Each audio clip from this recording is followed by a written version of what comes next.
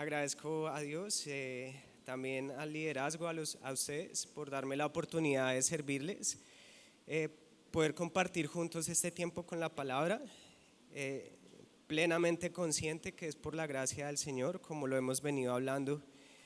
Y arrancamos con una pregunta: ¿será útil un espejo? ¿Un espejo será útil? En su mayoría las damas son más cuidadosas, más diligentes con su cuidado personal, ¿verdad? Generalmente algunas de ellas cargan un espejito en el bolso y constantemente se están mirando, se están revisando para saber cómo están, si están bien, ¿cierto? Y tomar las medidas. En eso a veces nosotros somos un poco más descuidados, ¿cierto? Pero vemos ahí la utilidad del espejo, en que ellas pueden notar mirando allí, y el espejo no miente, va a dar la realidad de lo que está allí enfrente, ¿cierto? Pero también hay otras aplicaciones que tiene el espejo. Recuerdo en Bogotá alguna vez iba detrás de un bus en la moto y vi que alguien estiró la mano para parar el bus y dije no me voy a quedar, voy a adelantar por la derecha y me iba a lanzar, cuando de repente vi un destello de luz por el espejo. Mi reacción inmediatamente fue frenar, sí, pero cuestión de un microsegundo pasó un bus a toda velocidad y noté ahí que si no hubiese sido por ese espejo no estaría acá parado, lo más seguro, porque iba muy rápido. Entonces ese espejo también es útil en muchos sentidos. El espejo comunica, el espejo no miente, el espejo va a poner en evidencia, a poner delante la realidad. Santiago, no lo busquen mis hermanos por favor, en Santiago capítulo 1 del versículo 21 al 25 dice allí el escritor, dice: por lo cual, desechando toda inmundicia y abundancia de malicia, recibid con mansedumbre la palabra implantada, la cual puede salvar vuestras almas. Pero sed hacedores de la palabra y no tan solamente oidores, engañándoos a vosotros mismos. Porque si alguno es oidor de la palabra pero no hacedor de ella, este es semejante al hombre que considera en un espejo su rostro natural, ¿cierto? La idea de mirarse, ¿cierto? Pero si mira y no hace un plan de acción o no hace algo en relación a lo que ve, pues no sirve de nada, porque dice el versículo 24, porque él se considera a sí mismo en el espejo, ¿cierto? Y se va y luego olvida cómo era. Y aunque el espejo es útil, si no se le da uso, pues es inútil en un sentido, ¿cierto? Entonces él está haciendo la comparación acá del espejo y la palabra de Dios. La palabra de Dios como un espejo que refleja, un espejo físico refleja nuestro rostro físico, pero el espejo de la palabra de Dios va a reflejar nuestra vida, nuestra mente, nuestra alma, nuestros pensamientos. Y el versículo 25 de ese mismo capítulo dice: mas el que mira atentamente en la perfecta ley, la de la libertad, y persevera en ella, no siendo oidor olvidadizo, sino hacedor de la obra, este será bienaventurado en lo que hace. Santiago ilustra lo que hace la ley con un hombre que se mira al espejo, y es por eso que hoy nos veremos todos en un espejo para ver qué hay en nuestra mente, qué hay en nuestra vida, y necesitamos fe. Se necesita fe. Un predicador bautista de muy sana doctrina mencionó un evento que le pasó en una conferencia de pastores, donde un pastor pentecostal le dijo: nosotros sí tenemos fe. Hay manifestaciones sobrenaturales y nosotros tenemos esa fe de movernos en lo sobrenatural. A lo que el predicador bautista contestó de la siguiente manera acerca de la fe. Él dijo: bien, pero para mí fe es verse en el espejo de la palabra de Dios y ver nuestras imperfecciones, nuestro pecado, nuestra insuficiencia, nuestra debilidad, y creer que Dios nos ama como Él dice que nos ama. Eso es fe. Porque si nos vemos en este espejo y notamos imperfecciones en nuestro corazón, es muy difícil confiar y creer que Dios nos ama como Él dice que nos ama.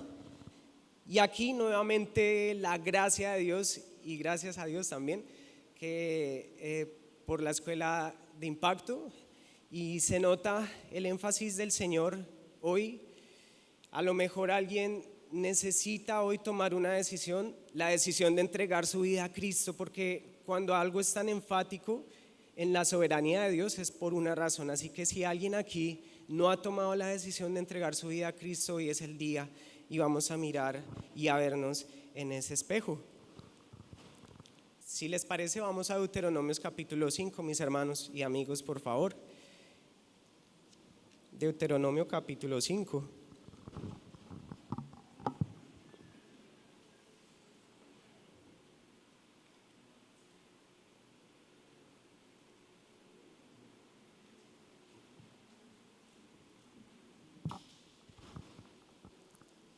El versículo 1, Deuteronomio capítulo 5, el versículo 1, vamos a estar mirando hasta el versículo 21 y leemos así. Llamó Moisés a todo Israel y les dijo: oye Israel, los estatutos y decretos que yo pronuncio hoy en vuestros oídos, aprendedlos y guardadlos para ponerlos por obra. Jehová nuestro Dios hizo pacto con nosotros en Horeb. No con nuestros padres hizo Jehová ese pacto, sino con nosotros todos los que estamos aquí hoy vivos. Cara a cara habló Jehová con vosotros en el monte en medio del fuego. Yo estaba entonces entre Jehová y vosotros para declararos la palabra de Jehová, porque vosotros tuvisteis temor del fuego y no subisteis al monte. Dijo: yo soy Jehová tu Dios, que te saqué de la tierra de Egipto, de casa de servidumbre. No tendrás dioses ajenos delante de mí. No harás para ti escultura ni imagen alguna de cosa que está arriba en el cielo, en los cielos, ni abajo en la tierra, ni en las aguas debajo de la tierra. No te inclinarás a ellas ni las servirás, porque yo soy Jehová tu Dios, fuerte, celoso, que visito la maldad de los padres sobre los hijos hasta la tercera y cuarta generación de los que me aborrecen, y que hago misericordia a millares, a los que me aman y guardan mis mandamientos. Versículo 11: no tomarás el nombre de Jehová tu Dios en vano, porque Jehová no dará por inocente al que tome su nombre en vano. Versículo 12: guardarás el día de reposo para santificarlo, como Jehová tu Dios te ha mandado. 6 días trabajarás y harás toda tu obra, mas el séptimo día es reposo a Jehová tu Dios. Ninguna obra harás tú, ni tu hijo, ni tu hija, ni tu siervo, ni tu sierva, ni tu buey, ni tu asno, ni ningún animal tuyo, ni el extranjero que está dentro de tus puertas, para que descanse tu siervo y tu sierva como tú.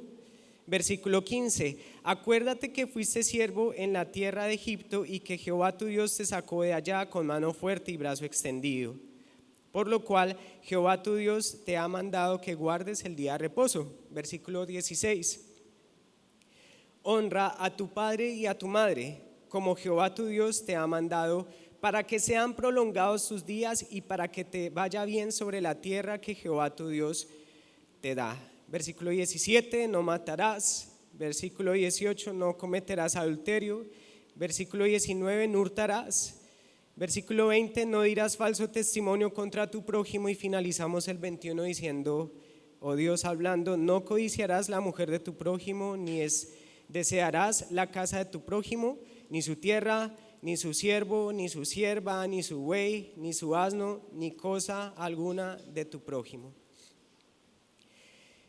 Estamos agradecidos delante de ti, bendito Dios, por este tiempo que nos permites compartir tu palabra. Si bien hoy pudiésemos estar en otro lugar haciendo alguna actividad diferente, por tu gracia hemos escogido lo mejor, que es estar en tu presencia, en la familia de Dios, en tu palabra, amado Padre. Y te pido en el nombre de Jesús, por favor, Padre, en el nombre de Jesús, te pido que tu buen espíritu traiga convicción, Señor, para que mirándonos en el espejo de tu palabra podamos darnos cuenta de que no somos buenas personas, de que si alguien aquí piensa que porque no ha matado a alguien se considera a sí mismo bueno, él junto conmigo o ella junto conmigo y nosotros nos logremos ver en este espejo y nos demos cuenta que somos culpables delante tuyo, Juez Supremo. Y te pido además, Señor, que podamos ver la luz al final y la esperanza y la solución a esta realidad, amado Padre. Ayúdame, por favor, y ayúdanos en el nombre de Jesús. Amén. Bien, vamos a abordar el pasaje con 3 puntos. El primer punto es, vamos a ver algunas consideraciones, algunas observaciones del versículo 1 al versículo 6. En segundo lugar, levantaremos el espejo para mirarnos. Y en tercer lugar, veremos el punto que se llama de camino a la gracia, que también es en honor a la serie. Primero, algunas consideraciones. Segundo, levantaremos el espejo para mirar nuestra alma, nuestro corazón, nuestra vida. Y en tercer lugar, de camino a la gracia. En primer lugar, algunas consideraciones y leemos el versículo 1 del capítulo 5 de Deuteronomio. Llamó Moisés a todo Israel, ¿verdad? Y les dijo: oye Israel, los estatutos y decretos que yo pronuncio hoy en vuestros oídos. Moisés, otra vez resaltando, y lo hemos visto a lo largo de todas estas lecturas, la importancia que tiene los decretos, los mandamientos, la ley, la palabra de Dios delante del pueblo, a fin de que ellos pudieran vivir de la forma que Dios le agrada, para beneficio de ellos mismos y para honor de Dios. Entonces Moisés le da mucha importancia a la ley de Dios, a la palabra de Dios, y los cita a todos para hablar delante de ellos y juntos hablar acerca de la palabra de Dios. Y dice además: aprenderlos y guardarlos con un propósito. Ahí ese para nos va a marcar un objetivo: ponerlos por obra. Eso es uno de los objetivos de la ley de Dios, que nosotros podamos vivir de acuerdo a esa ley. ¿Por qué? Porque esa ley resume lo que Dios desea para todos nosotros como una comunidad, y es amarnos en el amor ágape, el amor de Dios. Y Dios quería esto en su pueblo, en el pueblo de Israel. Así que lo cita para decirles acerca de las leyes de Dios, de lo que Él expresa, y animarlos a la obediencia. Vamos a ver hoy que esto es un ánimo a la obediencia. Jehová nuestro Dios hizo pacto con nosotros en Horeb. Versículo 3. No con nuestros padres hizo Jehová este pacto, sino con nosotros, todos los que estamos aquí hoy vivos. Versículo 4. Cara a cara habló Jehová con vosotros en el monte de en medio. Muchas gracias. Gracias, hermanito Rafa. Cara a cara habló Jehová con vosotros en el monte en medio del fuego. Yo estaba entonces entre Jehová y vosotros haciendo esa intermediación, ¿cierto? Porque para declararlos la palabra de Jehová. Entonces él estaba haciendo ese mensajero que estaba delante de Dios, llevando un mensaje al pueblo de Israel. Porque vosotros tuvisteis temor del fuego y no subisteis al monte. Nosotros vimos que fue un evento bastante poderoso, impactante para el pueblo.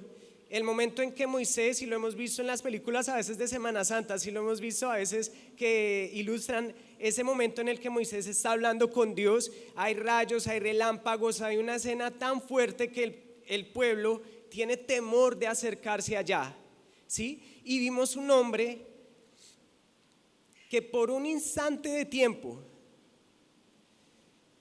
vio no a Dios, no el rostro de Dios, sino la espalda de Dios apenas, un pequeño destello de algo que él vio delante de Dios, y sin embargo así bajó al pueblo, y que dice que su rostro resplandecía, ¿verdad? Solamente por haber visto un poco a Dios. Y fue una escena poderosa en la cual el pueblo no se acercó, y Moisés les dice eso: porque vosotros tuvisteis temor del fuego. Ahora el versículo 6 es muy importante. Versículo 6 dice: yo soy Jehová tu Dios, que te saqué de la tierra de Egipto, de casa de servidumbre. Y este es el final de esta primera porción, pero es la apertura, la abrebocas de lo que vamos a ver.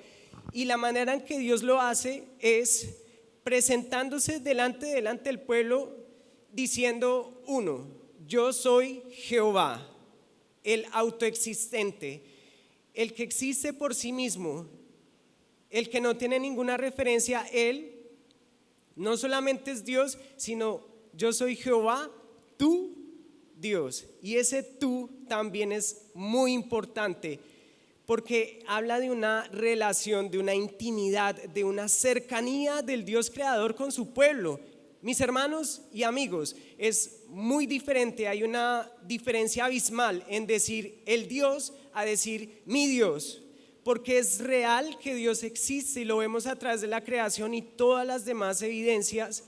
Pero la pregunta para ustedes, para mí es: ¿el Dios verdadero es mi Dios? ¿Es tu Dios? Él aquí está haciendo esa propiedad y está mostrando que Dios era el Dios de este pueblo.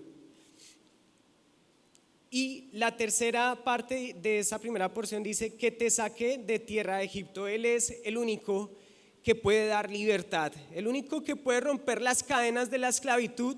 Es nuestro buen Dios, es el único que lo puede hacer. Y vamos a ver algunas consideraciones además con respecto a esta primera porción. Una de ellas es: Moisés saca delante de ellos la palabra de Dios en su labor de recordarles y decirles antes de la terminación de sus días, ¿verdad?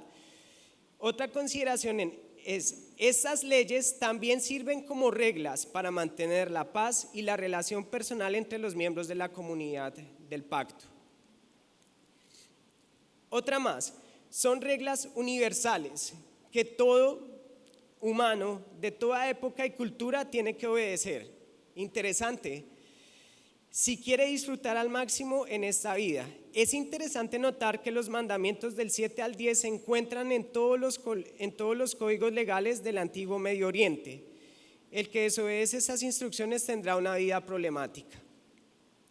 O sea, esto para resaltar algo, que los 10 mandamientos no se quedan allá, aunque fueron dados al pueblo. Ya vamos a ver por qué. Otra consideración: sus enseñanzas cubren todas las esferas de la vida, nuestra relación con Dios, la relación familiar y la relación con los demás.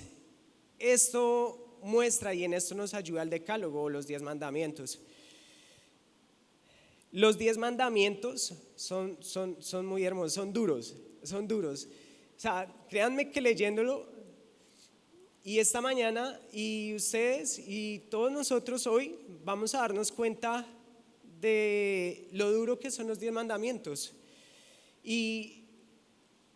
Pero también traen sanidad. Los 10 mandamientos rompen los límites culturales del pueblo de Israel y rompen también la historia. ¿En qué sentido? En que la expresión de los 10 mandamientos, más que unas reglas para una comunidad, está hablando del carácter divino. Es decir, Dios está manifestando, cuando Dios da su ley, está abriendo su corazón delante de la humanidad.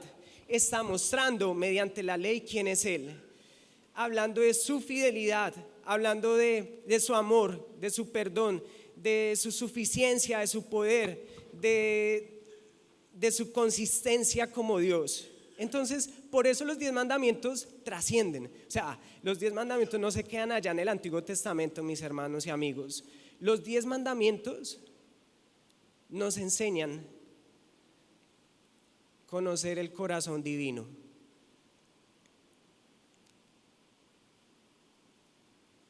Sus pensamientos, su mente, sus deseos. Entonces, ahora vamos a levantar el espejo. Vamos a levantar el espejo y vamos, con el favor de Dios, a mirar nuestras vidas allí. Y vamos a responder en el curso de lo que vayamos hablando. Vamos a intentar hacer algo. Primero, buscar poner la mirada en el carácter de Dios en la expresión de los 10 mandamientos. Y segundo, responder a la siguiente pregunta al vernos en el espejo, que no miente: ¿soy inocente o soy culpable?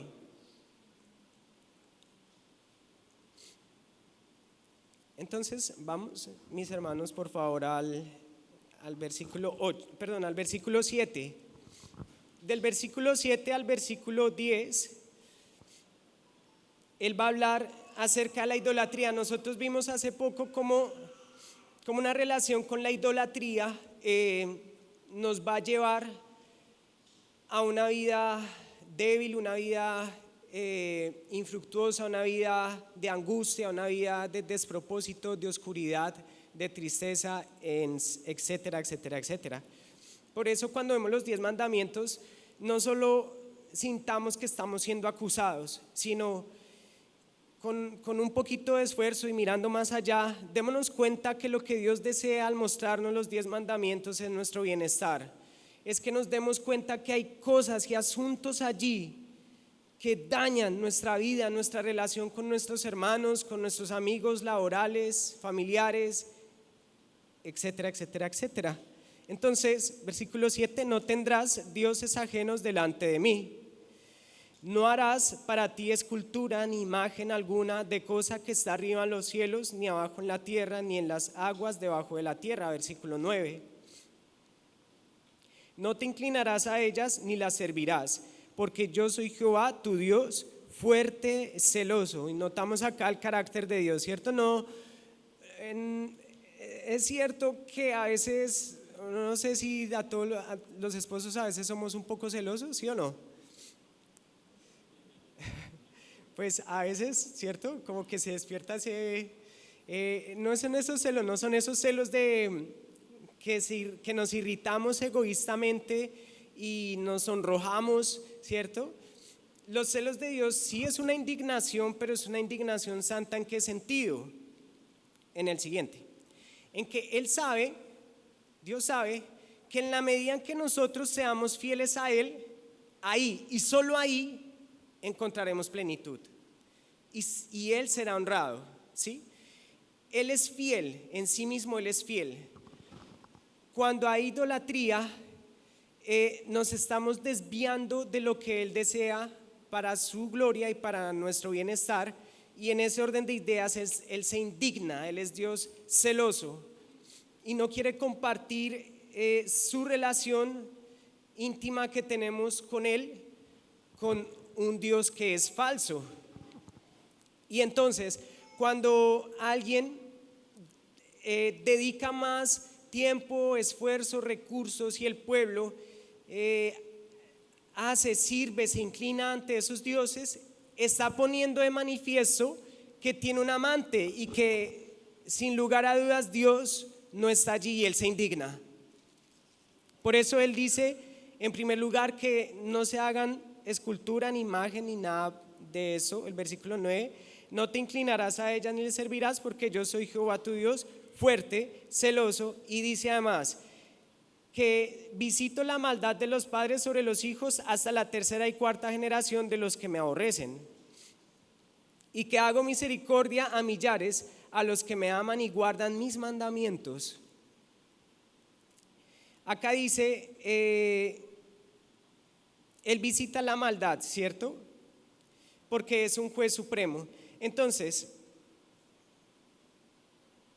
la idolatría va a ser aquello en lo cual ellos se iban a distraer, desenfocar de su Dios, y por tanto esto iba a traer penas, dolores a su propia vida. El versículo 11 dice así: no tomarás el nombre de Jehová tu Dios en vano, porque Jehová no dará por inocente al que tome su nombre en vano. Y en este punto, yo no sé, pero por lo menos, bueno, en el primero ya muchos, en este punto muchos más también, porque nos descalificamos de cumplir toda la ley, ¿sí? El pueblo tenía que vivir esto, pero vimos después, y me lo decía Rafa ahorita, que ellos, o sea, terminó de hablar y después fueron y fracasaron, incumplieron la ley. No tomarás el nombre de Jehová tu Dios en vano. Saben que el nombre en el contexto judío, los nombres son muy importantes. Habla mucho del carácter de las personas. Miren, tomar el nombre de Dios en vano puede ser de muchas maneras. Puede ser por hipocresía. Cuando nosotros hablamos de Dios en el trabajo, en la universidad, en el bus, hablamos de Dios, de Cristo, pero nuestras vidas no se conforman 100% al carácter de Dios o al carácter de Cristo del cual hablamos, en ese sentido estamos tomando el nombre de Dios en vano porque hay hipocresía en nosotros. También tomamos el nombre de Dios en vano cuando hacemos promesas, ¿cierto? Utilizamos el nombre de Dios para decir vamos a hacer y no hacemos. También se toma el nombre de Dios en vano, de manera negligente, de manera liviana. Y nos pasa, mis hermanos, en serio, pasa. Ay, Dios mío, ¿cierto? Y no es un asunto ligero, o sea, parece que fuese ligero porque de hecho, hasta aquí ya miren, ya estoy siendo propenso a, pero es demasiado importante. ¿Saben que Jesús enseñó a sus discípulos algo que ellos pidieron? Jesús resucitó, Jesús multiplicó panes, Jesús cambió Jesús calmó los mares, calmó los vientos e hizo manifestaciones muy poderosas, pero los discípulos nunca se acercaron a Jesús diciendo enséñanos a resucitar, enséñanos a calmar los vientos, enséñanos a calmar el mar. No, enséñanos a orar. ¿Cómo serían las oraciones de Jesús? De tal forma que ellos pidieran que se les enseñara a orar. ¿Saben? En la oración modelo que Jesús expresa a los discípulos, lo que pone por encima de todas las peticiones, lo más importante, lo primero, en todas las peticiones del Padre Nuestro, y muchos lo conocemos, es lo siguiente: Padre Nuestro, dice Jesús, ustedes orarán así, discípulos: Padre Nuestro que estás en los cielos, ¿qué? Santificado sea tu nombre. Es muy importante el nombre de Dios y que Él sea santificado. Cuando tomamos el nombre de Dios de forma ligera, vana, vacía, podemos decir ustedes y yo que legalmente somos declarados culpables delante del juez. Miren, ahí dice en el versículo 11: no tomarás el nombre de Jehová tu Dios en vano, porque Jehová, ¿qué? No dará por inocente, no dará por inocente. Términos legales.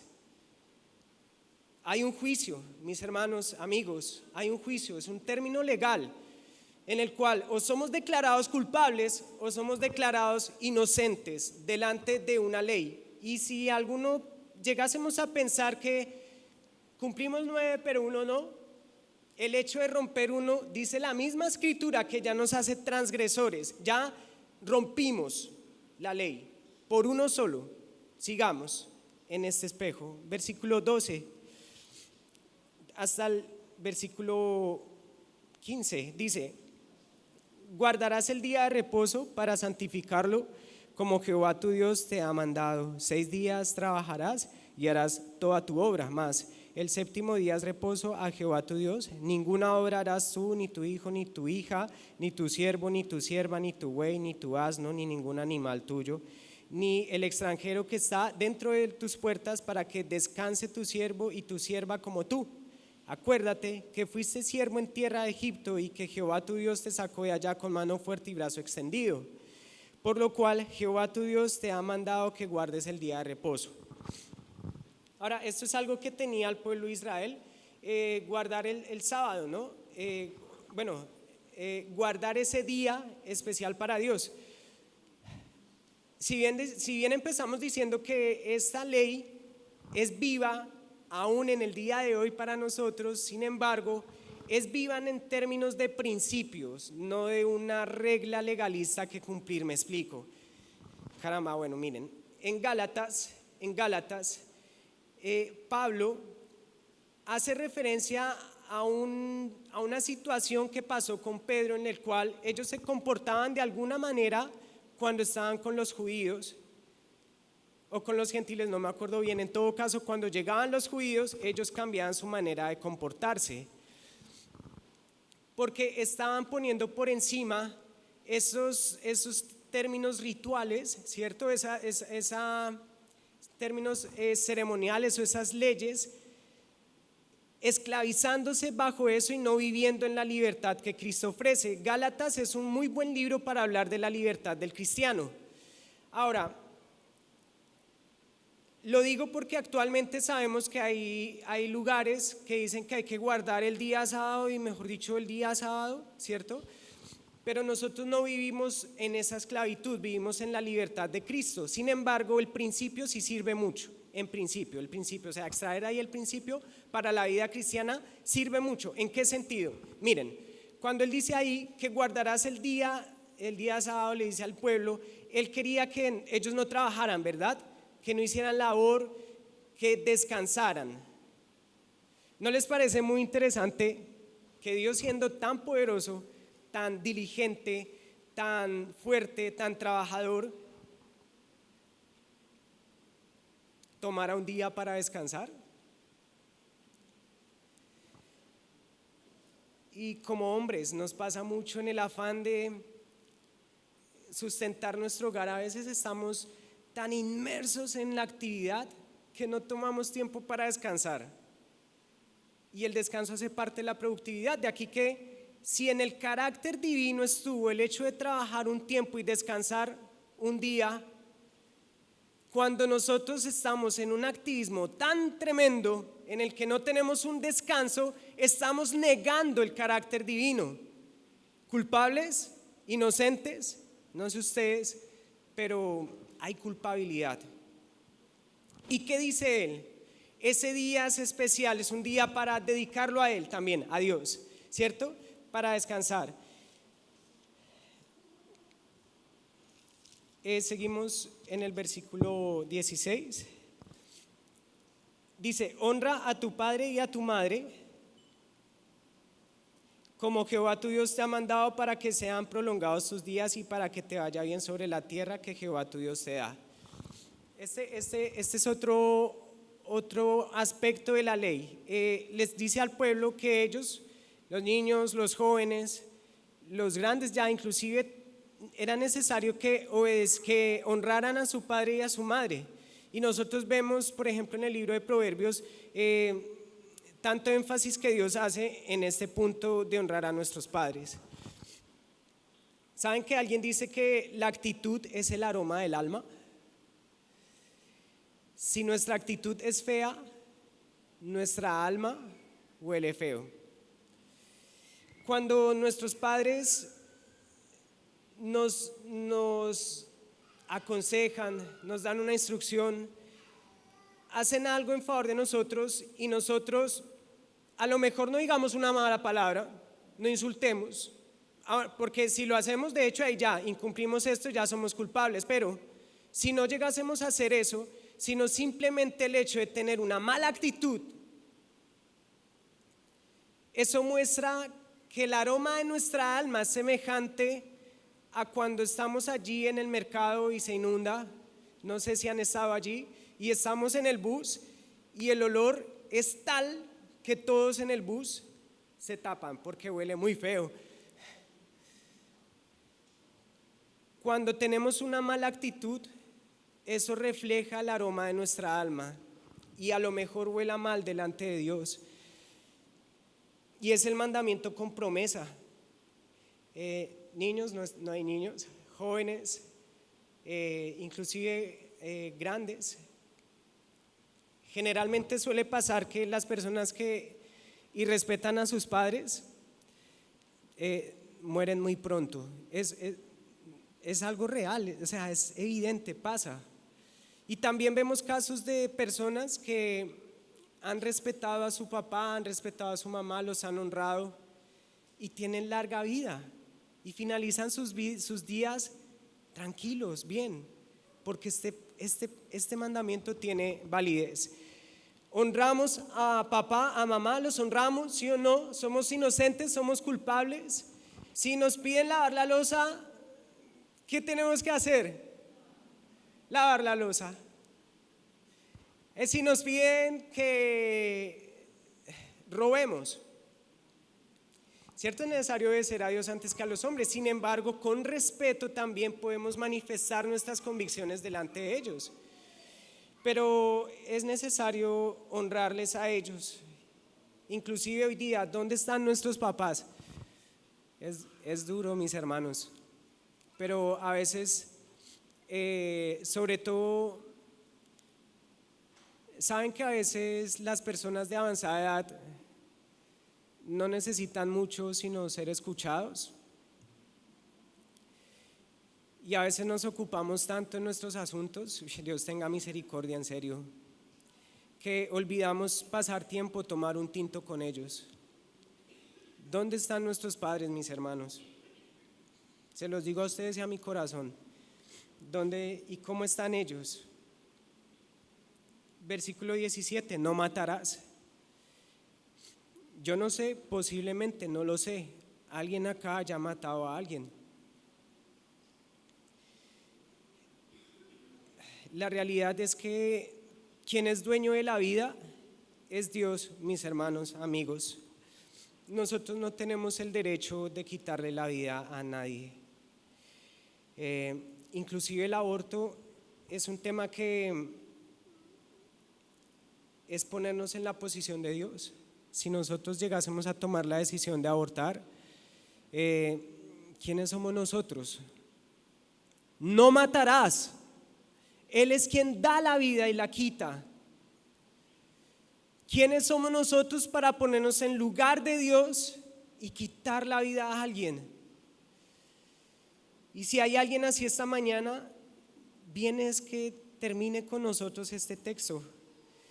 No cometerás adulterio, la fidelidad de Dios. Miren, si algo Dios señaló en el pueblo de Israel fue su infidelidad, siempre, su infidelidad. Para Dios el tema de la fidelidad es demasiado importante. Él se mantiene fiel, consistente, estable. De la misma manera, cuando nosotros somos infieles en nuestro contexto marital, estamos negando el carácter divino. ¿Cómo estamos nosotros, mis queridos amigos y hermanos, hombres, con respecto a este tema? Con respecto a lo que pensamos, a lo que miramos, a lo que hacemos. ¿Somos inocentes o somos culpables? La fidelidad de Dios. Y también en el caso de mis hermanas o mis amigas, ¿cómo hay fidelidad en el círculo marital, en el contexto matrimonial? ¿Hay fidelidad o no?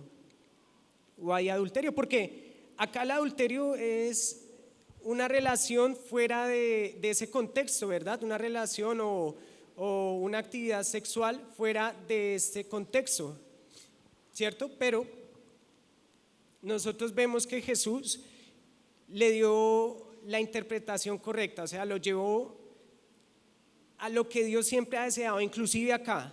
No solamente en términos de acciones, sino en términos del corazón, de la mente, ¿sí? Porque Él dijo que cualquiera que mira a una mujer para codiciarla ya es culpable, un término legal delante de un juicio, de haber incumplido la ley. Versículo 19, no hurtarás. ¿Se acuerdan que cuando el pueblo salió de Egipto estaban muy agradecidos o se estaban quejando mucho? Estaban quejando mucho, ¿cierto? Y eso, ¿cómo impactó el corazón de Dios? ¿Bien o mal? ¿Cierto? Creo que a Dios no le gustaba la queja de ellos. La queja estaba poniendo en evidencia la ingratitud que tenían, y la ingratitud que tenían era su orgullo pensando que merecían más de lo que Dios les daba. De la misma manera o algo semejante pasa cuando robamos. Cuando nosotros robamos, estamos siendo ingratos, porque estamos diciendo mediante esa acción que no es suficiente con lo que Dios nos da. La ética en el trabajo. ¿En serio que si alguien aquí sale pensando que es inocente? O sea, yo miro esto nomás cuando estamos en el trabajo. A este nivel, sacamos el celular para chatear. Saben que en la mayoría de los casos, no en todos, porque a veces pagan por cumplimiento de metas, pero en algunos de los casos hay alguien que nos está pagando una labor por un tiempo trabajado, y cuando ocupamos 5 minutos en el celular sin hacer nuestro trabajo, estamos robando. Tremendo, ¿cierto?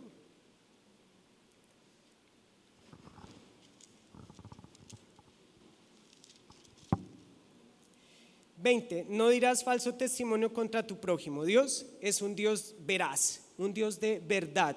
Cuando Él dice, no dirás falso testimonio, cuando nosotros mentimos de alguna manera, aunque sea una mentira piadosa, estamos negando la naturaleza divina. Dios les dijo al pueblo que no darían falso testimonio a su prójimo, en términos de acusación, en términos de hablar lo que es la verdad. Si decían algo a medias, si decían una mentira, ya eran culpables de romper la ley divina. Y recordemos que la ley divina era lo que Él deseaba para que el pueblo y la comunidad del pacto pudiera vivir bien.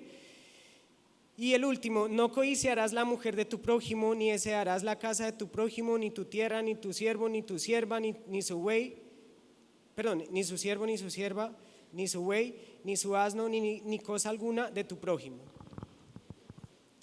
¿Alguien no ha estado en una moto, en el semáforo, y se para una 600 Kawasaki al lado y uno mira como...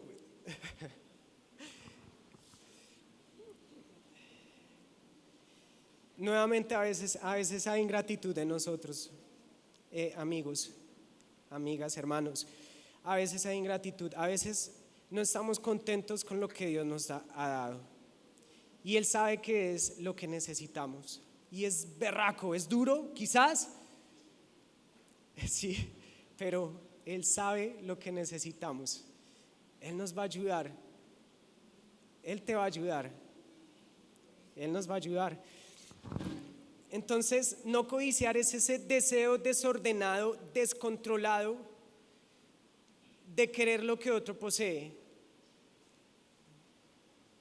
Ya tenemos nuestra esposa, ¿cierto? Tenemos nuestro carro. A trancas a mochas está nuestro carro, ¿cierto? ¿Para qué desear el del vecino? Es mejor el que tenemos y conocemos, ¿cierto? Pero esto habla de leyes que hablan de la naturaleza de Dios. Y vamos a finalizar entonces de camino a la gracia. Respondimos a la pregunta: ¿somos inocentes o somos culpables? A ver, si en todas nosotros acertamos, en todo lo que leímos acertamos, somos inocentes. Si en alguna fallamos, solo en una o por pequeña, somos declarados legalmente delante del juez supremo culpables. Además, Hebreos 9:27 dice así: y de la manera que está establecido para los hombres que mueran una sola vez, y después de esto el juicio. ¿Saben que vamos a ser juzgados? Vamos a ser juzgados. Va a llegar la muerte en un momento, en cualquier momento. Y luego de la muerte vamos a ser juzgados delante del mismo que está dando una ley, no solamente al pueblo de Israel, sino una ley que trasciende más allá de la historia y del contexto judío. Pues escrito está: amarás al Señor tu Dios y a tu prójimo como a ti mismo. En esto se resume la ley y los profetas. Y lo que está, la intención del corazón divino es que nosotros podamos vivir en armonía, amándonos unos a otros y amándolo a Él por sobre todas las cosas. Eso es el propósito de esta ley: enseñarnos cómo vivir de tal forma que nos amemos y amemos a Dios. En eso se resume la ley y los profetas. Pero pregunta: ¿ustedes creen que el pueblo era inocente o culpable? ¿Culpable? Yo pienso lo mismo, mis hermanos. Ahora, viendo este espejo, al ver nuestras vidas, ¿somos inocentes o somos culpables? Si somos culpables, hay un juicio. Pero entonces, ahora respondamos una pregunta: ¿para qué es la ley? ¿Para qué es la ley? Y gracias por su paciencia. Vamos a finalizar respondiendo a esa pregunta: ¿cuál es el propósito de la ley? Entre muchas cosas, la ley de Jehová es perfecta, que convierte el alma, que era para que ellos obedecieran, para enseñarles a tener una buena relación entre la comunidad del pacto y por tanto a nosotros también una buena relación entre nosotros. Pero vamos a apoyarnos en Gálatas para responder a la pregunta de ¿para qué la ley? si quieren no lo busquen mis hermanos, lo vamos a leer. El propósito de la ley está, si lo quieren anotar, en Gálatas capítulo 3, del versículo 19 al versículo 24. Vamos a ver qué propósito tiene ese espejo. Y ese espejo ya nos mostró que somos culpables, pero ¿será que la cosa termina ahí? ¿Será que esta historia cerramos, apague y vamos y ya? ¿Se queda hasta ahí o hay algo más? Entonces, versículo 19, ¿para qué sirve la ley? Dice, fue añadida a causa de las transgresiones, claro, porque estaban pecando, entonces Dios les quiso enseñar cómo vivir de tal forma que no pecaran. Hasta que viniese la simiente a quien fue hecha la promesa, y fue ordenada por medio de ángeles en mano de un mediador. Versículo 20, y el mediador no lo es uno solo, pero Dios es uno. Versículo 21, luego, ¿la ley es contraria a las promesas de Dios? En ninguna manera, porque si la ley dada pudiera vivificar, la justicia fuera verdaderamente por la ley. Mas la Escritura lo encerró todo bajo pecado para que la promesa que es por la fe en Jesucristo fuese dada a los creyentes. Versículo 23, aquí está la respuesta a esa pregunta, ¿para qué la ley? ¿Para qué vernos en ese espejo y saber que somos culpables? Versículo 23, pero antes que viniese la fe, estábamos confinados bajo la ley, encerrados para aquella fe que iba a ser revelada. Y último versículo, de manera que la ley expuesta esta mañana delante del pueblo y delante de nosotros ha sido nuestro ayo. Ayo significa la idea de una niñera que conduce al niño hacia cierto lugar. Ayo significa un tutor que guía al aprendiz hacia cierto lugar, cierto conocimiento. La ley ha sido nuestro tutor, la ley ha sido nuestro ayo para llevarnos a Cristo. De manera que la ley ha sido nuestro ayo para llevarnos a Cristo. He aquí, mis hermanos, he aquí, amigos y amigas, el término de esta ley que nos muestra que somos culpables, que no podemos de ninguna manera cumplir con el estándar que Dios demanda en nuestra vida. No hay forma de hacerlo. La única forma de ser declarados legalmente inocentes delante del juez supremo es por la fe, la confianza en Jesucristo. Si entregas tu vida a Él, eres declarado justo, eres declarado inocente. Él tomó tu culpabilidad y te dio la inocencia si crees en Él. Ese es el propósito de la ley. Por supuesto que la ley en adelante nos va a ayudar a tener una vida digna, porque vimos que el propósito es saber convivir entre todos y amar a Dios, y nos va a ayudar. Pero en razón de ser inocentes o ser culpables, vimos por el espejo que somos culpables y que la única manera de ser inocentes es confiando en Jesús. Entrega. Siempre me conmueve este pedazo, ya no voy a llorar hoy, pero en serio, es que Dios está tocando, en serio, porque miren su soberanía, cómo está siendo insistente acerca de un llamado al arrepentimiento. Alguien aquí necesita entregar su vida a Cristo.